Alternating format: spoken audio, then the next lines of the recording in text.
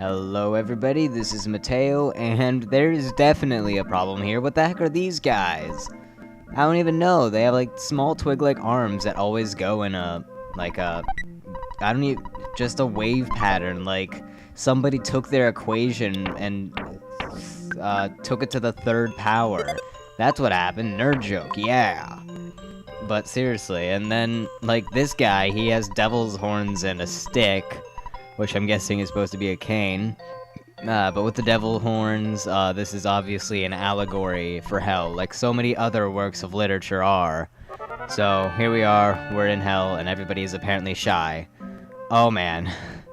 So, yeah, that's pretty much it. We must always look deeper into the meaning of games, and books, and movies. There is something much greater than what we would understand just by reading it. We have to read within it. Yeah. Well, school-type stuff aside, this is the Tenda village, and as I said earlier, all of them are shy. And that one's a shy Yoda, apparently. Oh, hey, this guy isn't shy, so that's good. He's actually telling us about stuff, and talking about what comes next, and yes, I do want to see. He lacks conversation skills. He's like me a long time ago. Before I started Let's Playing, I really lacked conversation skills. Now they're alright. I'm at least able to keep up a conversation for a while. And doing speeches and whatnot, I have definitely improved. Because, in fact, I do most of my speeches in an improv fashion. Now, I do my research if necessary and write the essay as well if I have to. But I mean, just speeches, I basically have a lot easier time doing speeches. Why is the danger music playing over the telephone? What is going on? That's not good. Okay, so apparently Mr. Apple Kid, I almost said Mr. Apple. Apple Kid is having some problems, and Orange Kid is doing something stupid. This is why you did not want to invest in Orange Kid. Honestly, nothing would have happened. But he would have just, like, sang you a little song or something like that, if I remember right. But you have to give money to Orange or Apple Kid. So, yeah. But still, he's making a machine that takes a boiled egg and turns it back into a raw egg. Although that would have been helpful back when we were trying to get that fresh egg to that monkey in the monkey cave where they wanted all the items. Although technically it wasn't becoming a boiled egg, it was becoming a chick. So I guess that wouldn't necessarily work the same way. Oh well, okay, so, the Bubble Monkey from Jeff's little tale before he met up with the gang, went to go play with Tessie again. Oh, a non-stick frying pan, good. Our pancakes have all been sticking to the bottom of the frying pan, and it has not been good. Now they won't stick anymore, good thing. It costs $1,500 though, and I have over $90,000! Just barely though, and now I'm going to go and ruin that. Oh well. By taking 20,000, so much, or 2,000. Okay, I was going to say 20,000, that is much more than what I needed before. But 2,000, not that much. And we're also gonna go use some Escargot Express, because I'm pretty sure I'm at the limit of inventory space. Although that might have been when I only had 3 characters, and we're just gonna spin around in circles, totally not looking like idiots. Yeah.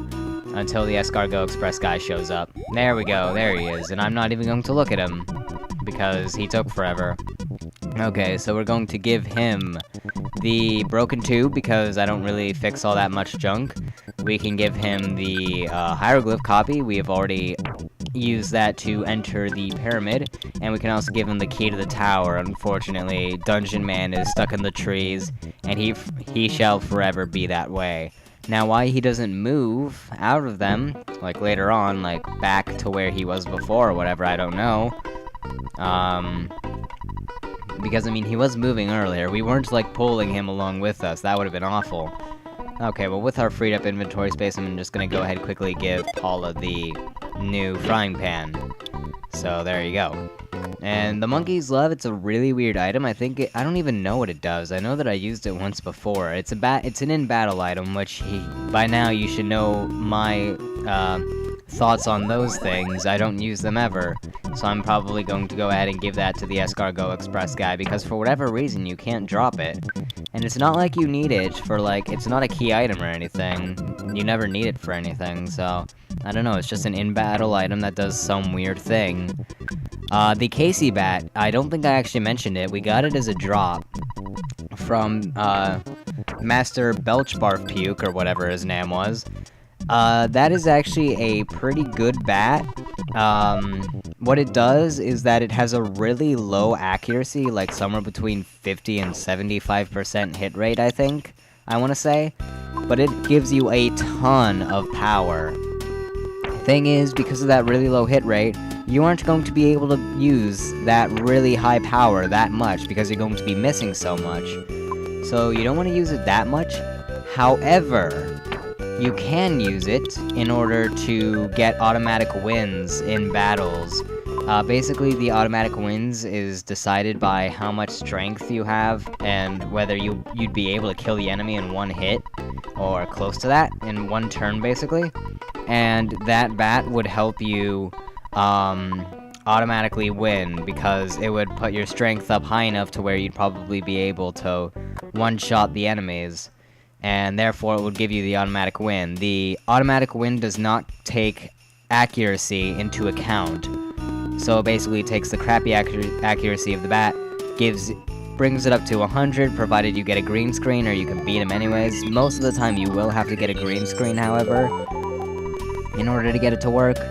And then you can go from there, get points, or get experience points and whatnot, automatic win, because you got so much extra strength from the bat without the lesser accuracy. Okay, and here we have some new enemies. We have the Mook Senior, I want to say. It's the Mook something, Lesser Mook. Okay, Mook Senior's later. But he has a whole bunch of different, PSI attacks. He just diamondized poo. I do not like that. But he just has a whole bunch of really annoying status effect attacks and some damaging spells, I believe. The Woolly Shambler isn't dangerous, really, in the slightest. He goes down really easily. He just has a ton of HP. That's about his only quality. So there you go. But the Mook is really annoying because it can diamondize a character. And diamondization, or whatever you'd call it, can only be healed by, I think, the Healing Omega spell. I'm pretty sure Healing Gamma doesn't heal it. I think I actually try. But right now I'm looking for a secret herb, which is the item that can heal diamondized. I think it's kind of like a remedy from the Final Fantasy games, actually, so it can heal anything. But that specifically, I believe, is the only thing that can heal diamondized. Otherwise, diamondized works in a way such that your character is basically dead. They haven't lost all of their HP, but none of the enemies will try to attack them, and they just can't do anything, so they're essentially dead. So there you go. And you have this really weird diamond-shaped statue of a person following you around. Maybe we could sell him off and get a ton of money for it. Okay, I'm getting kinda lost. It's not like we did this area, like, only maybe 10 parts ago. Actually, probably more than that. Yeah, more like 15. Holy crap. But still, this is a rather easy place. I should not be getting lost. Okay, and here we have the Tessie Watching Club again. All the memories. And we are having our picture being taken by the guy. Don't fall in the water. Oh, for a second I thought he was going to fall on the monkey's head. That would have been kind of funny. I just wish that they put him in more interesting locations. Like, for this one, they could have put him in the tree or on top of the tent. Instead of, like... And I also still wish that they did the joke that he accidentally, like, spun into the water and then he jumped out and did it again, like, actually landing on land the second time around. That would have been funny. Okay, well, we can go ahead, get some stew, and Jeff finally fixes the broken bazooka. Fantastic! That is a very good item for him to have. What the heck happened to my voice?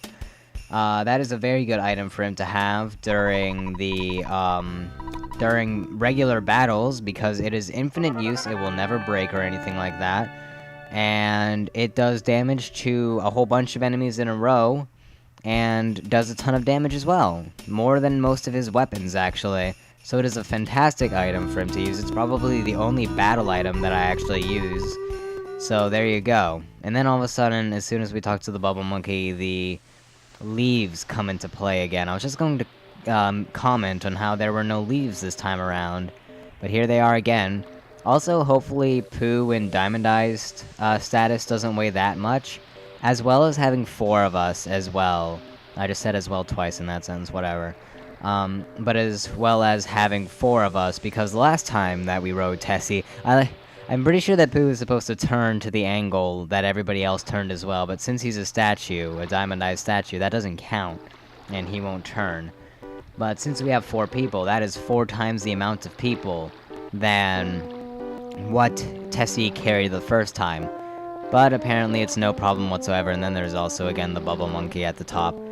Tessie still has a really derpy face, and we are just riding off into the sunset on a Loch Ness Monster. And luckily for it, we're not going to ground pound its back and then stand on top of its head. Although something is still going to stand on top of its head, I feel like it's better to just float onto there rather than ground pound. And then turn in a certain direction in order to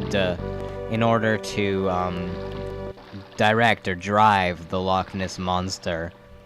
Okay, we should be getting... Yep, here we are. This is our location. That didn't take that long. It seems to... Every single time, it seems to be shorter than what I actually remember. Oh well. So there you go. Goodbye, guys, for the final time. We will never see the Bubble Monkey and the Loch Ness Monster again. At least we shouldn't, because we don't really ever have to come here again other than now. We have more new enemies, the same 2 as before, and then there's also a spinning robo of some kind right there on the far right.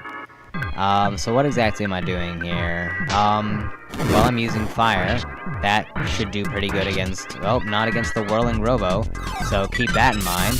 We're gonna go with Gaming Gamma just because we're close to a, restoration point, a place where we can heal up our PP, so I'm just gonna completely use all of my PP stuff. And unfortunately, the effects of PP being gone does not affect Diamond Eyes. I was really hoping for that. Oh man. But otherwise, it's just an upgraded version of the spinning robo that we saw earlier. It also can use neutralizer, which is a thing. Now, if you had the pencil eraser, like I probably should, you'd be able to skip Brick Road, the dungeon right here, this little maze that we did the last time as Jeff. But since I don't have it, we have to run through it again. Luckily, the enemies are incredibly easy. There's absolutely no way that we would die. So really, it's just a couple minutes time waster. And that's about it. Although if I keep on going to every single dead end, then I will mess it up and it will take forever. But let's hope that it doesn't come to that. So far, not good. Okay, well, what was I talking about before? Oh yeah, we have a restoration point coming up. If you remember this point in the game the last time we were here, you know where that is. So just completely burn all of your PP if you wish. Just use Gaming Gamma and Fire Omega and stuff like that. Whatever, the most powerful stuff that you have. Don't be too wasteful though, because you have a bit of a distance to go, although we are pretty close now. But just make sure you keep in mind that you will probably have more battles to fight. So just be wary, but not as wary as usual, basically. Okay, and then we have to go through this dungeon, which was actually the 4th Year Sanctuary location. I don't think I've ever fought those bats before. Like, as enemies. Really, now that I think about it. Unless they're just the Mr. Baddies all the way from the 2nd Year Sanctuary location, but I don't think that's the case. I think they might actually be powered up versions. But because they're low level now and running away from me, I never thought to fight them. Oh well. Oh, okay, that was kind of weird. It looked like I teleported onto that line a bit, that rope, as though I cut a little bit there, although I know I didn't, because why would I do that? Okay, there's that treasure over there that I didn't grab a long time ago, and I thought about grabbing it, but I didn't. Now, you may be wondering, Mateo, why in the heck are you going back to this Year Sanctuary location? And no, it's not because I forgot to get the melody the first time. I did get the melody the first time. It's just that when you go to a Year Sanctuary location, you get fully healed, and that includes Diamondized status. So there you go, free restoration point, and Pooh is finally back amongst the living, or I guess fleshy. I don't know. Either way, we have cave boys and bears all over the screen, causing the entire game to lag. And that Mighty Bear 7 was feeling lucky, but he wasn't lucky, punk. And now we are back at the lab, which, apparently... Okay, I guess Dr. Andonuts built 2 of these things, because we found one in the Dungeon Man. So I'm guessing he built 2 of them. Well, even if that wasn't there, we'd have the Year Sanctuary location. But, oh well, we have this one here, so it's a whole lot easier. Okay, so this is actually Apple Kid's mouse, the one that gave us the receiver phone way back when we gave Apple Kid some food, and some money to pay for inventions. You might want to buy some secret herbs for this upcoming part, just saying, you're going to want to buy, like, 2 or 3 of them. Just in case. And also from the mouse we got the eraser, which totally not, what's the word? Oh shoot, I forget the word. Well, it's repetitious. So, the eraser, and it's just kind of a play on the fact that they had a pencil eraser. It's funny. Either way, but we actually need that to go into the next dungeon and to save, Apple Kid and Dr. Andonuts. But we will do that in the next part after we do some item management. I'm pretty sure it speaks for itself here. Still have the Malakayo suit for whatever reason. I think that'll work better on Pooh. It's one of those items. But yeah, in the next part, we will go find Apple Kid and Dr. Andonuts and stuff. See you all then. Goodbye.